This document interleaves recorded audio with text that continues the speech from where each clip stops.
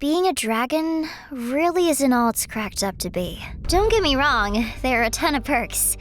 You get to fly, if you know how to fly, at least. You can breathe fire, if you know how to control it. And if you're the dragon princess like me, you get to rule over the entire kingdom, if they deem you worthy enough. As soon as I hatched out of my egg, I was expected to be great. But the truth is, I just wasn't. I was always the odd one out. The bad dragon, if you will. Instead of flying and killing, I opted for different hobbies, different passions. And because of that, I didn't really have any friends. My parents would try to understand, but they just couldn't. And that's when I decided that a stuffy palace was no place for a dragon like me. I was sick of putting up a front all the time. So I ran away, in search of a new home. A better home. Unfortunately, fate had different plans. A big war broke out. Bigger than anything you've ever seen before. Humans have their world wars, and us dragons had our planetary wars. The water dragon planet charged in first, washing away everything I'd grown up with. The stone dragon planet erected massive monuments in their honor, sullying our land. Long story short, everyone was kind of being a huge jerk. We did nothing to deserve any of this. Except maybe that one time we accidentally burned down their home planets, but we don't talk about that. Anyway, things got really bad. Mama and Papa Cursor decided the best thing for me would be to leave and try my best to survive. And, well, that's all I could really remember before everything faded to black. When I woke up, I was somewhere I'd never seen before. It was a little hard to breathe, but I learned to manage it. I was finally alone, ready to pursue everything I'd ever dreamed of.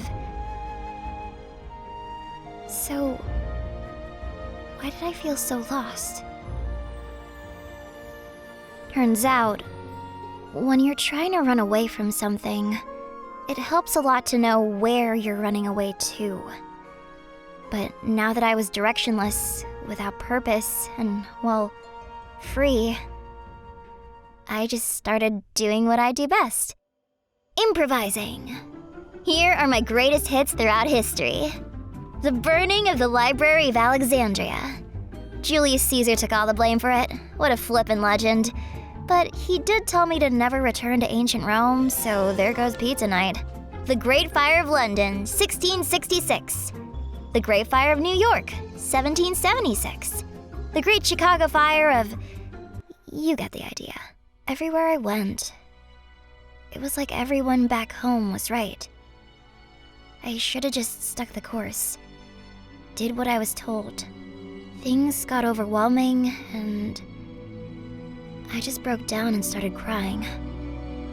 And crying. And crying. But when all hope seemed lost, something compelled me to start moving north. And so I did. And eventually I reached this place called Canada. Maybe you've heard of it? It was rough at first, but everyone was really friendly. They even let me stay in this really cool cave. Sure, it gets a little creepy at night, but it's nothing a little home decorating can't fix. I started working on bettering myself, day in and day out, learning to control my fire, remembering the stories I grew up with, and the stories I experienced for myself. And eventually, I started making my own stories, from scratch. In time, I found this really cool place called the internet that let me express myself. And the more I shared my stories, the more people seemed to like me. I had friends, dedicated followers, very dedicated followers. Everything seemed to be on the up and up. Turns out, all you need to fly is a deep breath, a little bit of patience, and something to move towards. And now, I think I've found that something.